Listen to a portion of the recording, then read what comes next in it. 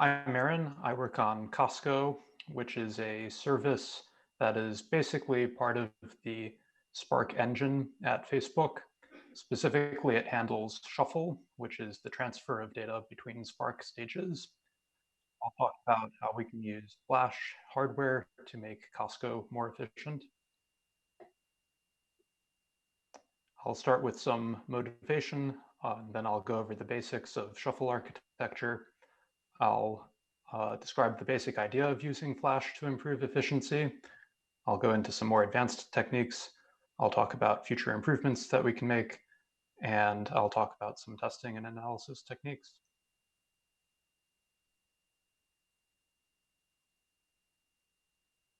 So some motivation.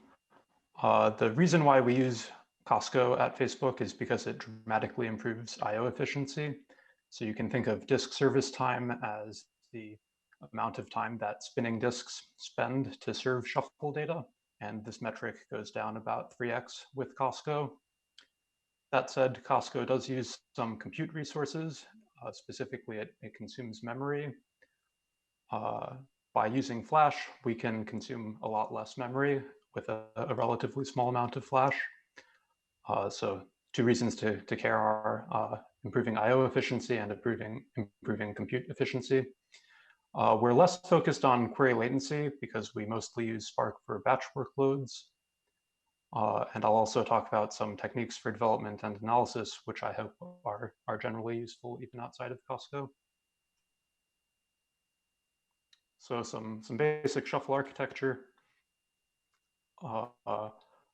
I'll call a Spark task a mapper when it is sending map output data, shuffle data, and I'll call a Spark task a reducer when it's reading shuffle data. So in plain Spark without Cosco, mappers write their output data to local disk grouped by reducer partition. So one partition for each reducer. And then reducers read this data from the local disk of the mappers. If needed, reducers sort this data before proceeding with their application logic.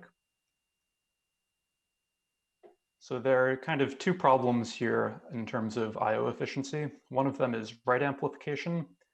In practice, we observe a write amplification of about 3x, which means that for every byte that mappers logically try to shuffle to reducers, we actually end up writing 3 bytes to local disk. And there are two reasons for this. One is on the mapper side. If a mapper has so much data that it doesn't fit in the mapper's memory, it needs to write to disk and then produce some more data, write that to disk, and then read it back in order to group by partition to have its final map output file. And so that's called mapper side merging. Similarly, on the reducer side, we have reducer side merging if sort is needed, and if the data is too big to fit in reducer memory, reducer similarly needs to do a sort of external merge. So that results in write amplification. And then another problem is small IOs. In practice, we see on average about only 200 kilobytes per read, which is pretty small for spinning disks. And the reason for this is because the number of reads is basically m times r, where m is the number of mappers and r is the number of reducers. And this kind of scales quadratically with the size of the job, whereas the amount of shuffle data only scales linearly. So that's why we see small IOs. So to describe how Cosco improves I/O efficiency, I'm first going to just simplify this drawing. And now Cosco comes into the picture because mappers will stream their output data directly to Cosco shuffle services rather than writing the output data to local disk. So we have potentially thousands of Cosco shuffle services, and each shuffle service has an in-memory buffer for each reducer partition. Map output data is appended directly to these buffers. When the buffers are full, we write them to a distributed file system like HDFS.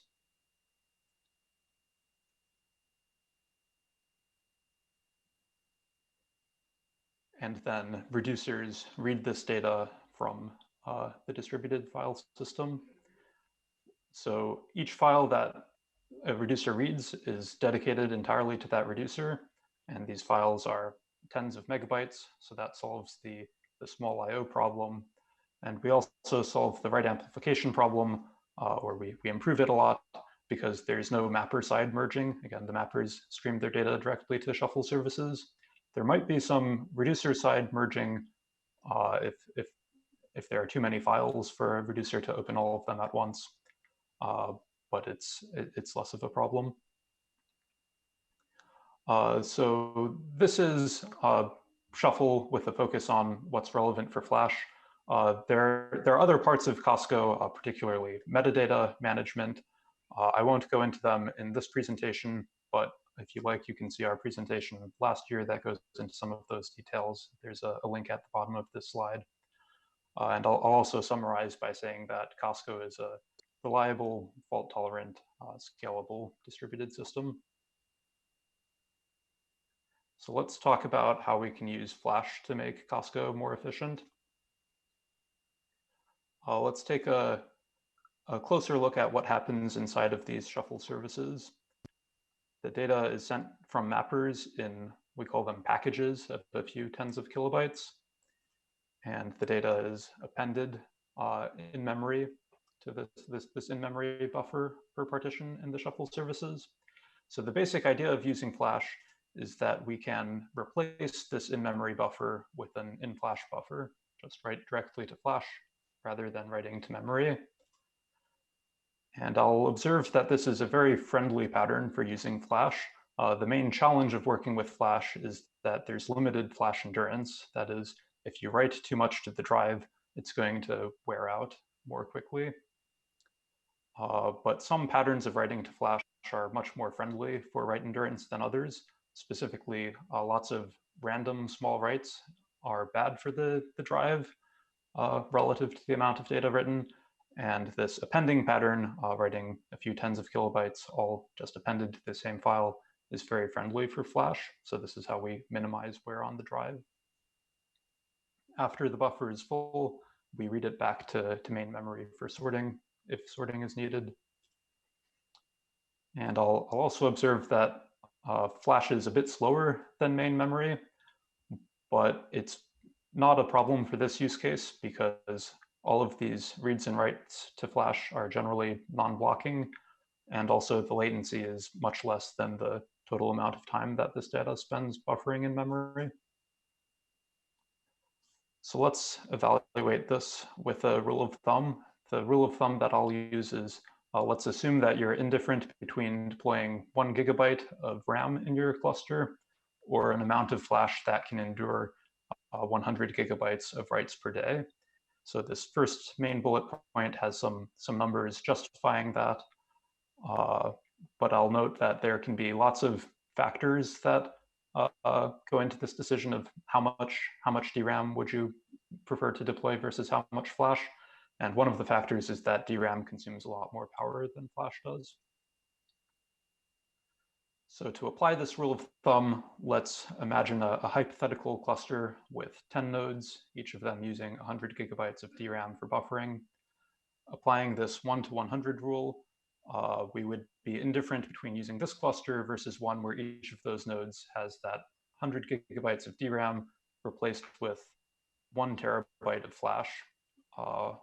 And so in total, the cluster can endure 100 terabytes of writes per day if it's using Flash, versus it can have 1 terabyte of DRAM if it's using memory. So this is a picture summarizing it. If the cluster is shuffling 100 terabytes per day, then these two pictures are equal. Each cluster has 100 services. On the left, each service has 100 gigs of DRAM. On the right, it has 1 terabyte of Flash. So each service can endure 10 terabytes of writes, and in total, the cluster can endure 100 terabytes of writes. Yeah, so they're equal if you're shuffling 100 terabytes per day, and if you're shuffling less, then the Flash is better. Let's talk about some hybrid techniques that can improve this efficiency further. The first technique will be to buffer in DRAM first and flush to Flash only memory only under memory pressure. And the second technique will be to use DRAM for the fastest filling partitions and use flash for the slowest filling partitions, because the slower partitions wear less on flash. So let's talk about the first technique. We will basically take advantage of variation in shuffle workload over time. So on the y-axis, we have the number of bytes buffered in shuffle service memory at any given time. So we could have our cluster with 1 terabyte of DRAM handling this workload, or again, using our rule of thumb, we could have a cluster that endures 100 terabytes of writes per day. Let's assume that this is 100 terabytes, and we would just use flash for all of this buffering. But then the hybrid technique is that we could keep just 250 gigabytes of DRAM and send the buffer data to DRAM first, and then if we run out of DRAM, then we'll send it to flash. And maybe this only results in us writing about 25 terabytes per day to flash. So in summary, we've replaced this pure DRAM cluster with a cluster that has 25% as much RAM and 25% equivalent amount of flash, but we still support the entire workload. So that's about a 2x efficiency win. I'll also note that it's safer to push the system to its limits with flash, because if you're using just memory and you run out of memory, bad things kind of start happening immediately. Whereas if you're using flash and you exceed the guideline for how much you should write to flash per day, that's not really a huge problem, as long as over the lifetime of the drive you don't write too much to it. So you can make up for it later and absorb the small spike over a shorter time period. One implementation detail in this hybrid approach is we need to decide when to flush to flash. In particular, we need to decide when to do that versus these other things that we could do. So we could redirect the partition to another shuffle service. We could flush it immediately to distributed file system to free up that memory, or we could back pressure mappers by telling them to slow down and send data less quickly. So Cosco already handles all of this balancing decision making in the pure DRAM scenario. So how do we modify this to support flash? One way to do this is basically we can plug into this existing balancing logic. We can introduce some threshold and say that if the amount of flash that we have in the in the working set of the drive, basically the amount of flash that we're currently taking up in files, if that amount is less than some threshold, then we can flush to flash. And if it's greater than that threshold, then we can apply the same balancing logic that we used before. And we can configure this threshold in production so that we stay under our flash endurance limits. And then whatever that threshold is, we can use it to predict cluster performance. Basically, the cluster should perform as well as if that threshold amount of flash were just DRAM, because we're basically just replacing DRAM with flash in a way that stays under the flash endurance limits. This might not be quite the optimal way to make this balancing decision, but it's really nice because it's easy to implement and easy to predict what the performance is. Just plugs into the existing balancing logic. So in summary, we can take advantage of variation in shuffle workload over time using this hybrid technique. Use DRAM first and use flash only under memory pressure, and we can adapt the balancing logic. The second hybrid technique takes advantage of some partitions filling up more slowly than others. The slower partitions wear out flash less quickly, so the idea is to use flash for the slower partitions and use DRAM for the faster ones. Some numbers to evaluate this. In our pure DRAM cluster, we have 1 terabyte of DRAM using this small example cluster. This can support I'll call it 100,000 streams, each buffering up to 10 megabytes. So you can think of a stream as a eternal partition that just lasts forever. We're just using it as a hypothetical thing to model and analyze. So this cluster supports 100,000 of these streams because 100,000 times 10 megabytes equals 1 terabyte. On the other hand, if we're using Flash, then in order to get 100,000 streams, we want each of the streams to write less than 12 kilobytes per second or less, because this will result in writing 100 terabytes per day in the whole cluster, which again, using our rule of thumb, is what makes these DRAM and Flash clusters equivalent in terms of what you would like to deploy. And if the streams are slower than 12 kilobytes per second, then Flash can support more of them. So these slower streams are better on Flash, whereas if the streams are faster, then they're better on DRAM. So the technique is to periodically measure the fill rate for each partition. If we find that it's less than some threshold, then we can send future data for that partition to Flash. Otherwise, we can continue buffering the partition in DRAM. And there's some math to evaluate this. And depending on your workload, you can calculate how much you expect to save using this technique. So this technique, again, depends on the workload. It depends on slow partitions existing. So let's look at what some real world workload looks like. Basically, there are some partitions that are extremely fast, but most of them are quite a bit slower. And this looks like an exponential curve. So this is good news for using this hybrid technique, because it means that there are potentially a lot of partitions that we can efficiently use Flash for. I'll just note that what we really care about in terms of replacing DRAM is how much DRAM is replaced by moving a partition to Flash. And so this depends on basically the amount of memory times time that the partition was consuming. So we can also look at the same graph, but weight each partition by the amount of buffering time that it spends. And we see it's a pretty similar graph. So the same conclusion applies. There are potentially a lot of partitions that we can send to Flash. And then maybe we're interested in combining these two hybrid techniques. We would buffer in DRAM first, and then once DRAM fills up, we'll send the slowest partitions to Flash. So how to evaluate this, how to estimate the efficiency. One way is to use a discrete event simulation, which I'll discuss later in this presentation. First, let's talk about some potential future improvements. One of them, or one class of improvements, can try to get lower latency queries. This might be particularly useful for interactive workloads. One way to do this is we can serve the data directly from Flash.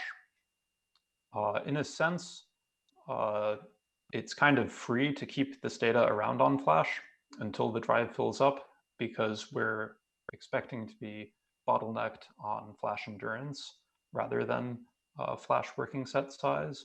So there's no reason to delete the data from Flash until the drive is full, or at least full enough to start wearing it out faster.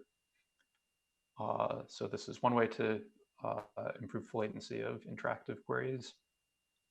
And then another way is that Flash allows us to have bigger chunks. When we write a file from Cosco to distributed file system, we'll call that a chunk.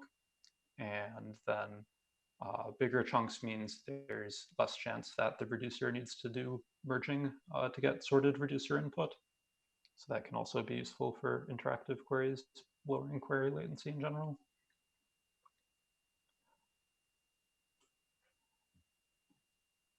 Another class of future wins that we could potentially realize with Flash is more efficiency wins. One way to do this is to reduce the replication factor. So I noted that Cosco is a durable distributed system. One way that we achieve durability is we actually have replication, R2 replication, before the data is written to a distributed file system. It's replicated on 2 different Cosco shuffle services. But with Flash, since Flash is non-volatile, whereas memory is volatile, we can maybe get away with decreasing this replication factor. In practice, we see that most shuffle service crashes are resolved within a few minutes just by the process restarting on the same machine. And so we can potentially recover that data and get away with a lower replication factor. And then again, bigger chunks, here it allows us to improve efficiency by using a more efficient Reed-Solomon encoding on the distributed file system. So let's talk about some practical evaluation techniques. Some of these techniques will help us predict efficiency wins, as I was doing earlier in this presentation. And then some of them will also help us check that there are no reliability concerns with using Flash. So here are 4 different techniques ordered from kind of most theoretical to most similar to testing in production. And I'm going to focus on 2 of them, discrete event simulation and special Canary on a production cluster. Discrete event simulation is a kind of well-known technique. There's a Wikipedia page on it.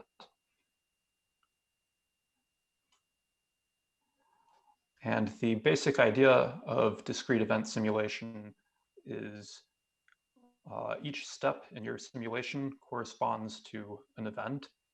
So here, events are packages, a few tens of kilobytes arriving from each mapper, and each package arrives at a specific time, and it is appended to a specific in-memory buffer in the shuffle service. And we can track metrics that we care about, like the total amount of data written to Flash. Another type of event is when a buffer is sorted and spilled to DFS. And another metric that we're interested in tracking is the average file size in distributed file system. So we can track that as well.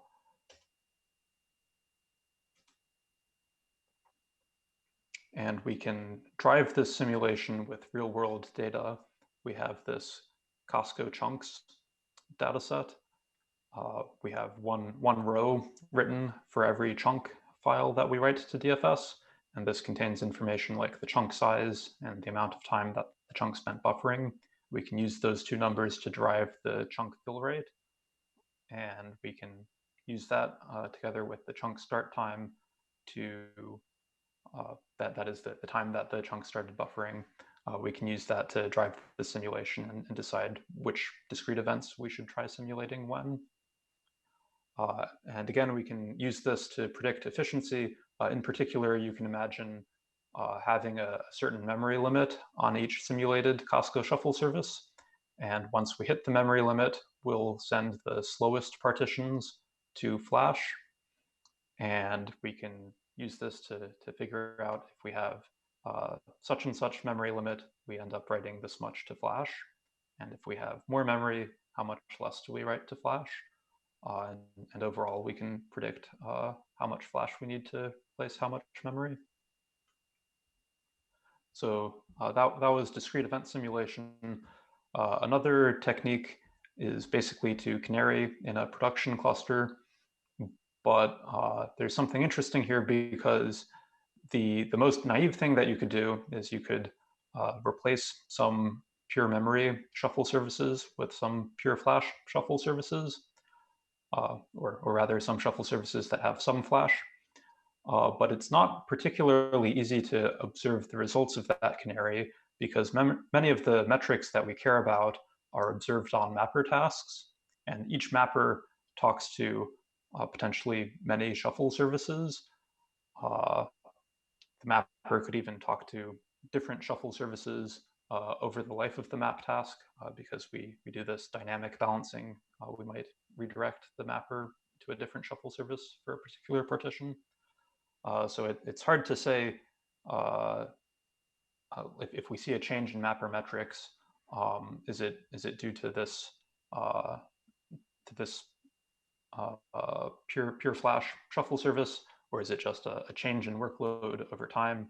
Is it due to the pure memory shuffle services?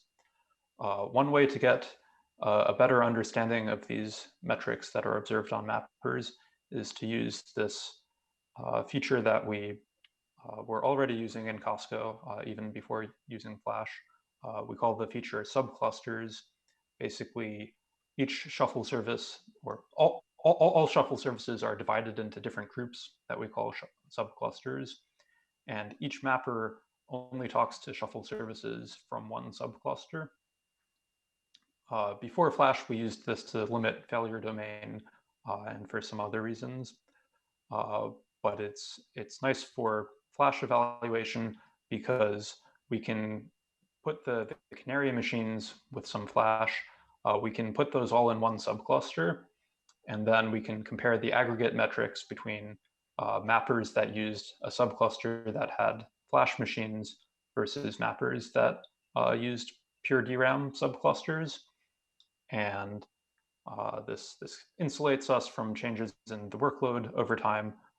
We can just run this in production and see what the mapper metrics are on the different subclusters. I'd like to thank Chen and Sergey for all of their work on this project. Here are some links to previous talks that we gave about Shuffle in previous years. I'm looking forward to hearing your questions now, but you can also email this mailing list, cosco@fp.com.